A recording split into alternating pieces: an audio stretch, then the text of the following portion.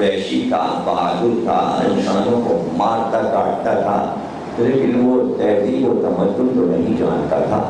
لیکن یہ ہے کہ وہ ایک سلطنت چھوڑ گیا. آہستہ آہستہ ایسا ہوتا ہے. اور ظاہر ہے کہ منگول میں رہنے والا ایک نئی زبان یہاں عرب بغداد میں آیا، یہاں عربی بولی جاتی تھی، وہ چائنیز بولتا تھا، وہاں سے آیا تھا، نہ ان کی زبان سمجھے نہ اپنی زبان سمجھا سکے.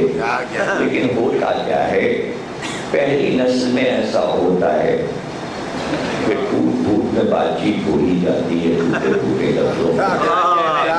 نئی نسل جب آتی ہے تو اس ماحول کو جلدی سے قبول کر کے اب دیکھیے کہ بھئی پاکستان بنا، ساری قومیں الگ الگ تھیں، سب کی پہچان تھی، یہ سندھی ہیں، یہ پنجابی ہیں، یہ کوٹی ہیں، یہ پٹھان ہیں، یہ فلانے ہیں، یہ بلوچ ہیں، یہ کوٹے کے ہیں، یہ پشاور کے ہیں، یہ وہاں کے ہیں، یہ وہاں کے ہیں.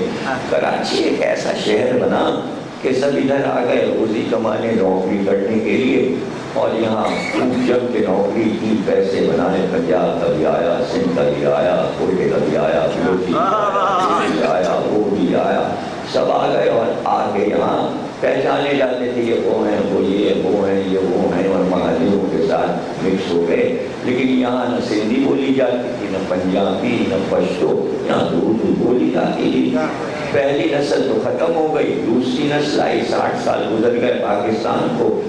اب جو بچے یہاں پیدا ہوئے وہ یہاں کے اسکولوں میں پڑھے، ماجروں کے ذات رہے، ان کی بولی بولنے لگے. اب کوئی پہچانتا ہی نہیں بچوں کو کہ ان بچوں میں کھوٹا کون ہے، پنجابی کون ہے، سندھی کون ہے. جیسی اردو ہم بول رہے ہیں ویسے ان کے بچے بھی بول رہے ہیں. پتہ چلا پہلی نسل تو اکھڑ جاتی ہے، لیکن دوسری نسل جو ہے کلچر کے دائرے میں آ کر اسی طرح لباس پہنتی ہے، اسی طرح بولتی ہے.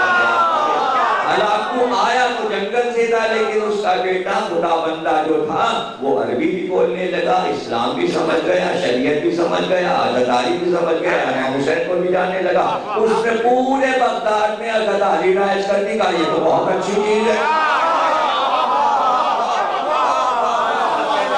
اب یہاں بھی ایسا ہی ہوا کہ یہاں آئے تو دیکھا کہ یہاں تو محرم میں سارے بچے کالے کپڑے پہن لیتے ہیں، نعرے حیدری لگاتے ہیں، یا حسین ہوتا ہے، اور جناب علی چلے جا رہے ہیں، ماتم ہو رہا ہے، لمبے لمبے علم نظر آ رہے ہیں، اونچے اونچے علم نظر آ رہے ہیں، علم اٹھائے جا رہے ہیں. تو جو ساتھ رہتے ہیں 10-11 مہینے وہ سوچتے ہیں کہ بھئی ہر موقع پہ تو دوست کا ساتھ دیا، اب جب محرم آیا ان کا تو کیا چھوڑ کے چلے جائیں. دوستیاں تو ہیں، ساتھ رہیں. یہ کالا پہنے تو ہم لال کیسے پہنے، علم اٹھا رہے ہیں تو ہم علم کیسے نہ اٹھائیں، ماتم کر رہے ہیں تو ہم ماتم نہ کریں.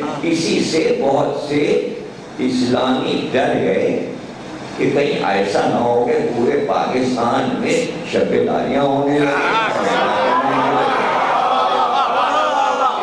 بچوں کا ہاتھ پکڑ کے تو الگ نہیں کر سکتے، تو یہاں کیوں آیا، تو چل، تیرا کام دوسرا ہے، ان کا کام دوسرا ہے. اس لیے کہ چہرے بھی ایک طرح کے، کپڑے بھی ایک طرح کے پہنے، عمل بھی ایک ہی طرح کا کر رہے ہیں. تو کوئی قوم والا اپنے بچوں کو ان مجموعوں میں ڈھونڈ نہیں پا رہا کہ جلوس میں وہ کہاں ہے اور یہ کہاں ہے.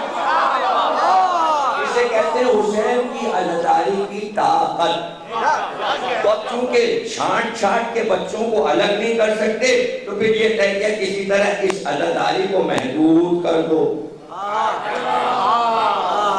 محدود کر دیجیے. یہ کوئی نئی کہانی تھوڑی، اس میں کوئی عزادار پریشان تھوڑی ہوتے ہیں. آپ کہیں محدود کیجئے، تہخانے بنوا کے وہاں ہمیں بھجوا دیجئے کہ یہاں کیا کرے، ہم اس میں بھی راضی. کسی بات میں کوئی پریشانی ہوتی ہی نہیں، اس لیے کہ ہم نے 1400 سال میں عزاداری کے اتنے زمانے دیکھے ہیں کہ ہمارے سامنے پورا نقشہ رہتا ہے.